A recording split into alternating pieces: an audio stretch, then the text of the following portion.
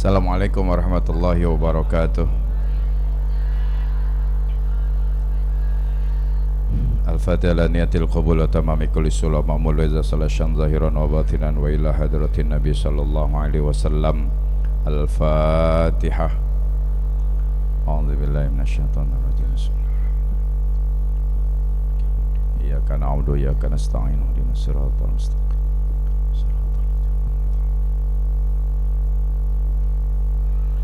Ya Rabbi bil Mustafa balligh maqasidana waghfir lana ma madha ya wasi'al karami ya Rabbi bil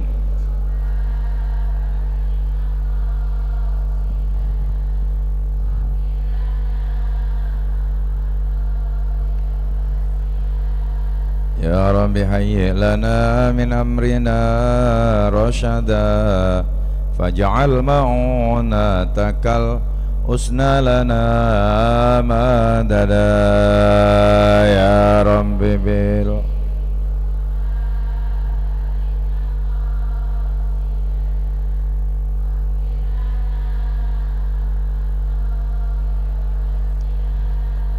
Antal alimu wa qad wajjahtu ya amali ila rajai ka wajhan sa'ilan wa yada ya Rabbi bil balligh maqasidana waghfir lana ma madha wa ma takilna ila tadbiri anfusina fa nafsu ta'jizu an islahi ma fasada ya Rabbi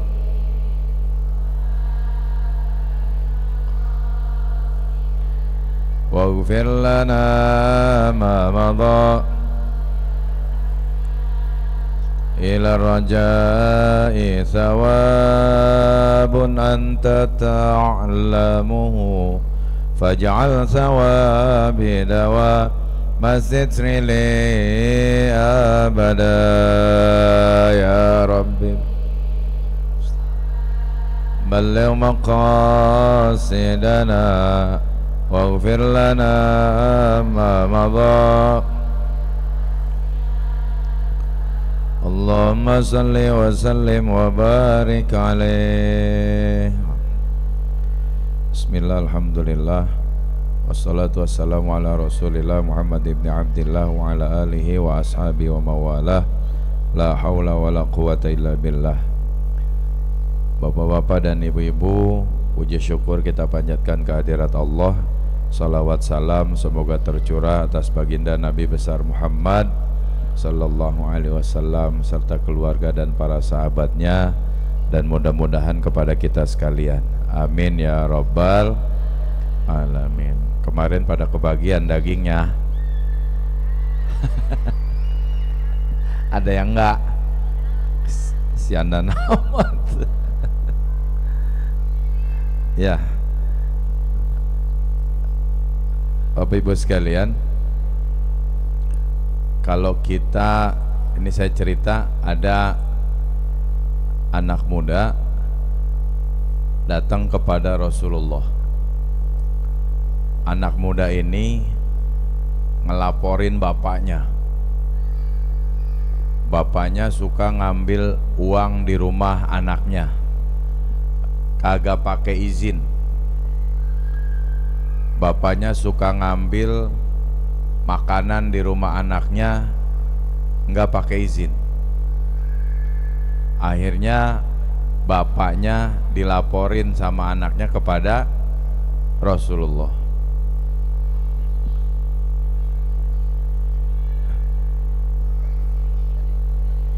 Polisi.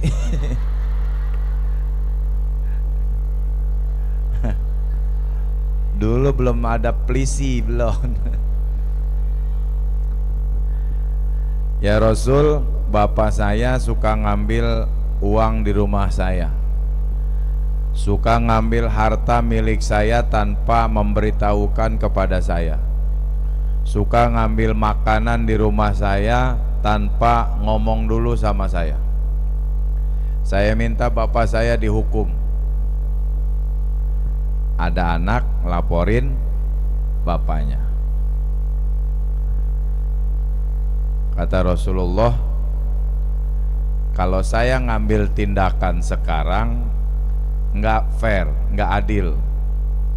Panggil bapakmu. Akhirnya dipanggil bapaknya. Begitu datang menghadap Rasulullah, bapaknya udah tua, jalannya udah sempoyongan, udah pakai tongkat. Lalu ditanya bapaknya sama Rasulullah, apa benar yang dilaporin sama anakmu, bahwa engkau suka mengambil harta miliknya tanpa memberitahukan kepadanya? Engkau suka mengambil uang di rumahnya tanpa bilang sama orangnya. Kau suka ngambil makanan di rumah anakmu tanpa memberitahukan kepada anakmu.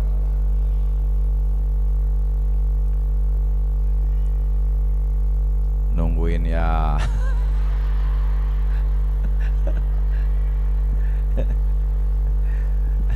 Lagi usuh banget mau.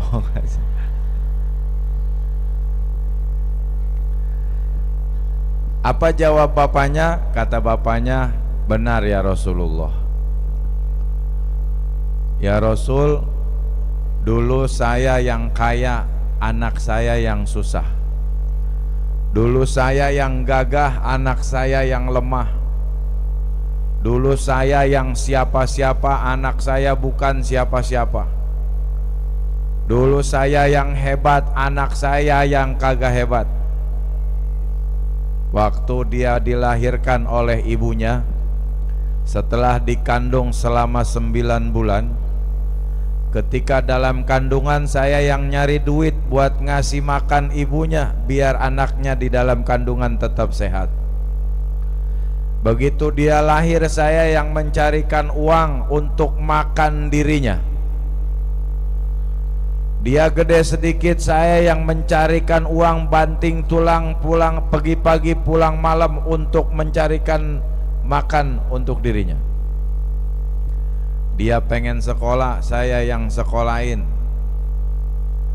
Dia pengen beli ini itu pakaian, mau lebaran, saya yang beliin. Sekarang saya yang susah, dia yang kaya. Sekarang saya yang lemah, dia yang kuat ya Rasul. Sekarang saya yang bukan siapa-siapa, dia yang siapa-siapa. Sekarang saya yang tidak punya apa-apa, dia yang punya apa-apa. Ya Rasul, saya ngambil semua itu untuk ibunya yang sedang sakit ya Rasul.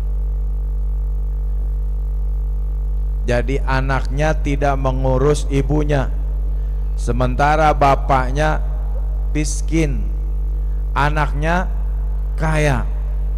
Ada yang kayak begitu? Ada? Anak siapa?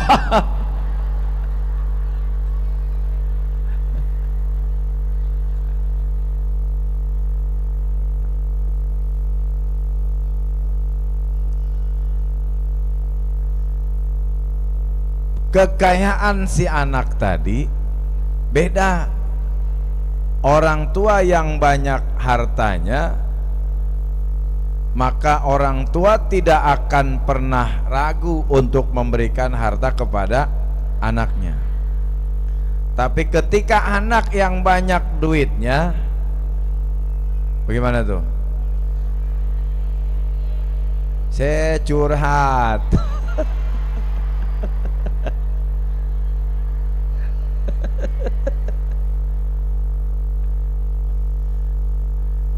Akhirnya Nabi sampai meneteskan air mata mendengar bapaknya mengatakan demikian.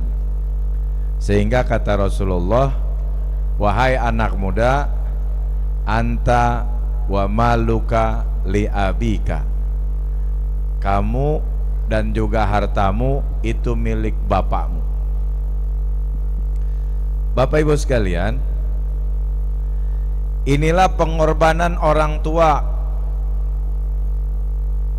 Nih anak-anak yang model begini nih,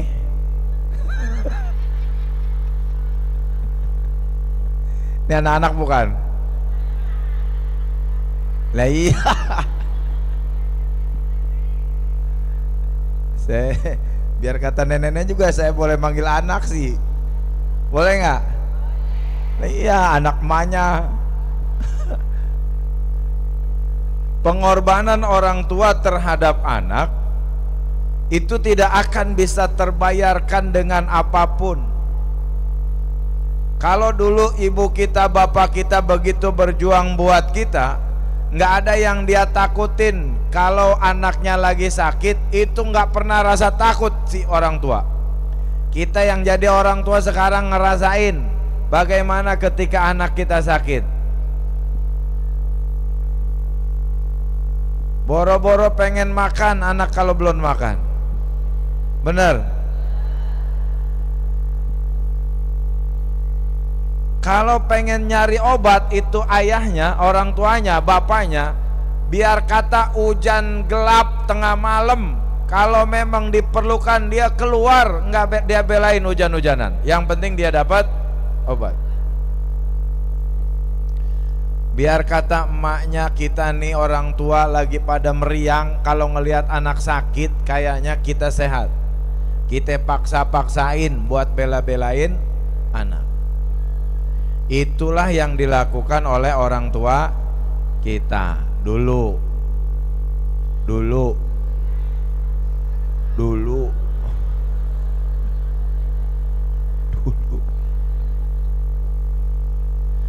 Sekarang kita berasa kita punya anak kayak begitu nggak? Waktu kita masih muda ngapa kurang ajar sama orang tua?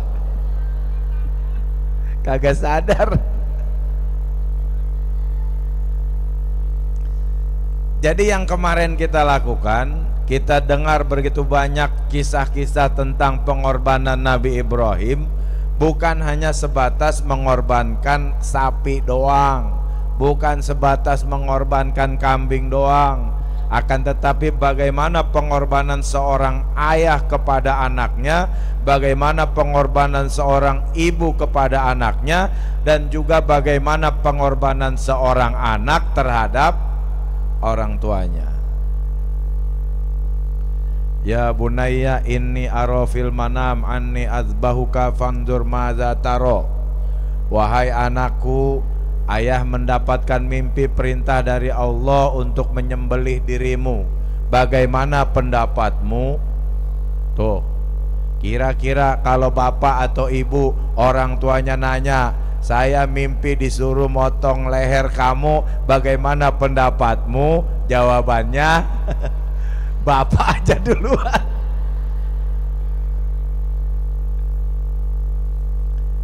Tapi Nabi Ismail apa jawabannya?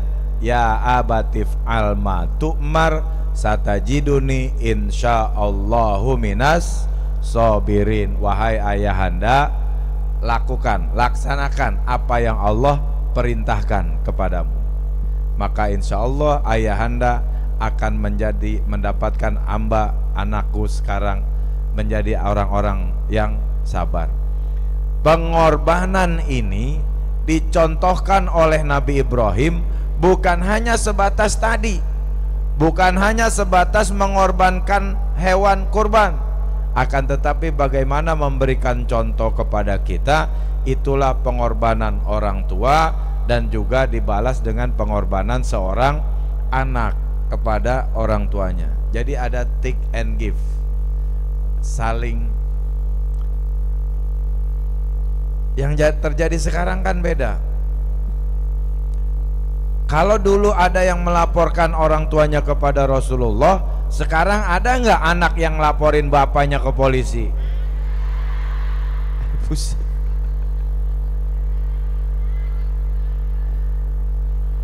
Ngelaporin emaknya ke polisi ada? Lu siapa sih itu ya? Kurang ngajar banget tuh anak.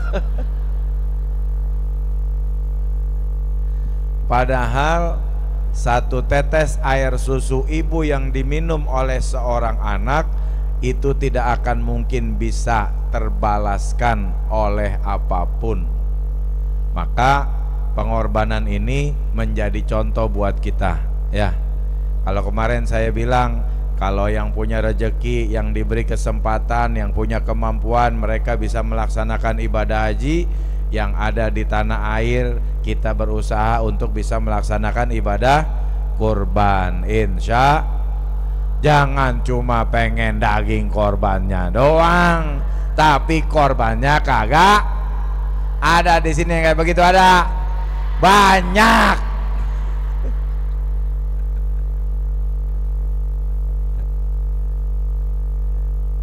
Jadi pola pikirnya kita rubah, mindsetnya dirubah.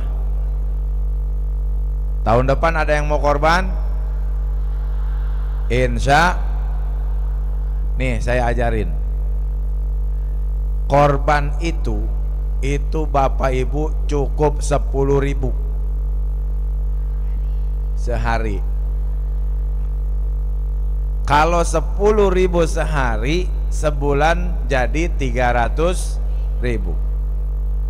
Kali setahun jadi 3.600.000. Bisa kebeli kambing nggak?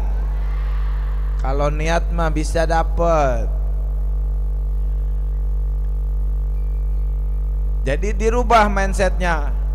Tahun depan kita rubah, kita tidak mau menjadi mustahik, kita nggak mau jadi penerima, kita pengen jadi insya. Ayo coba nanti kita buktiin. Mudah-mudahan Allah kasih sehat panjang umur. Ketemu lagi tahun depan, ketemu lagi hari raya Idul Kurban. Saya pengen tahu jamaah ini berapa orang yang mau korban. Insya. Nih kalau ada 200 orang dibagi 7, berapa tuh? Udah ada 25 sapi nih. Kalau 25 sapi besok dipotong di sini, dibagi ke semuanya juga kebagian. Kalau satu ekor sapi itu bisa jadi 100 sampai 150 kilo. Kalau 25 ekor bisa jadi 3.000 kantong kita bagiin. Insya. Modalnya berapa duit tadi? 10.000 kalau niat. Coba tuh nanti nih pengurusnya ngajakin, ayo ibu-ibu, bapak-bapak yang mau kurban tahun depan, nabung sama Bu Yeni sehari 10.000. Kemahalan gak 10.000? Enggak. Coba Bu Yeni ntar dicatat. Wah saya mah agak susah 10.000 sehari karena kerja gajiannya mingguan misalnya. Ya udah, seminggu berarti 70.000 tiap hari Sabtu. Wah ribet kalau hari Sabtu. Tiap ngaji datang isi daftar hadir ngasih 70.000. Asal dicatat. Ya, dicatetin. Insya Allah kalau yang ngelolanya amanah, begitu udah waktunya terkumpul duitnya, bisa kita korban bareng-bareng. Ini mah jangan korban perasaan mulu. Ini saya ingin memberikan motivasi. Kemarin saya di tempat saya bilang begitu. Udah, kalau yang punya duit mah begitu datang hari raya kurban, dia keluarin duit 4 juta, enggak berasa emang duitnya banyak. Dia beli korban, daging korban, kambing korban tuh 4 juta. Atau dia patungan sapi 4 juta, tuh korban, kagak berasa. Tapi kan kalau buat kita yang rada-rada susah nyari duitnya, dia mah berasa juga 4 juta. Tapi kalau kita cicil, coba dah, saya pengen tahu nih, kita jajal tahun depan bisa nggak nih dapat berapa? Ntar motongnya di mana? Di mana motongnya kalau udah patungan? Maunya di mana? Di leher.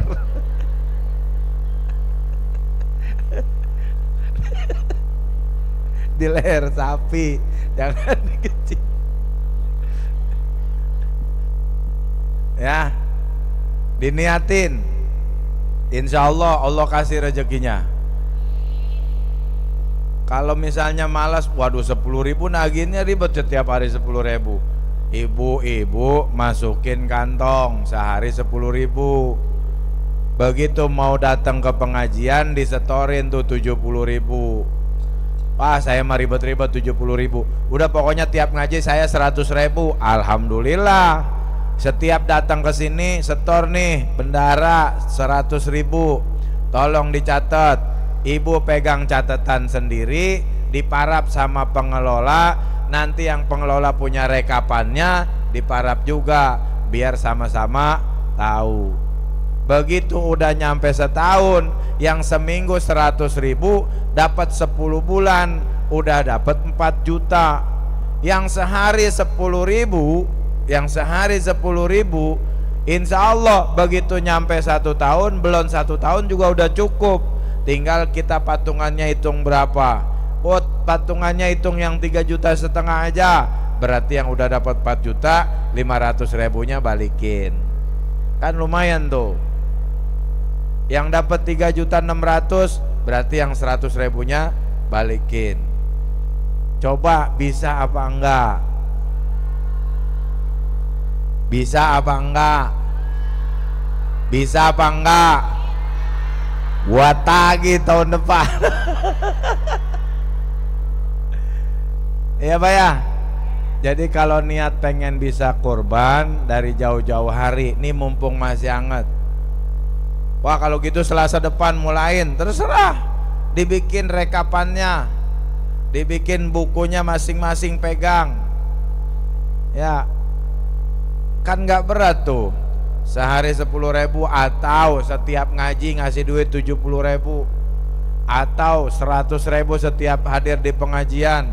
Bukan buat siapa-siapa, buat diri kita sendiri. Kalau 1 tahun, tahun depan kita udah bisa korban, insya Allah tahun-tahun berikutnya Allah kasih rezeki melimpah, bisa korban tiap tahun. Insya Allah. Ya, jadi begitu. Hari ini saya cuman ngasih motivasi aja, supaya jangan sampai kita cuma kepengenan, mana saya nggak dibagi daging. Lu bukannya bagi, lu malah minta dibagi mulu.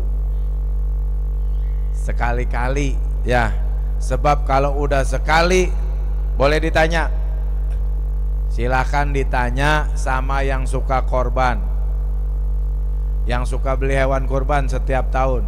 Itu waktunya ada aja rezekinya, buat beli kambing korban atau buat patungan korban. Tanya deh. Tapi kalau kita kagak mau mulain, ya udah, dari tahun ke tahun kita nungguin dibagi doang. Mau dibagi apa mau jadi yang mengorbankan? Mau dibagi apa mau jadi yang beli? Beli, insya Allah. Kenapa? Karena begitu banyak fadilah keutamaan bagi orang yang berkurban. Seperti yang sering saya jelaskan, fi kulli sya'ratin hasanah. Setiap bulu hewan kurban itu satu kebaikan. Ada berapa lembar bulu kambing? Orang budeg nggak bakalan bisa ngitung. Saking banyaknya, segitulah banyaknya pahala yang akan Allah berikan. Itu kambing atau sapi begitu dirubuhin, 7 lapis bumi di bawahnya, banyak binatang-binatang mendoakan orang yang berkorban. Begitu disembelih, setiap tetesan darah akan menjadi doa bagi orang yang berkorban.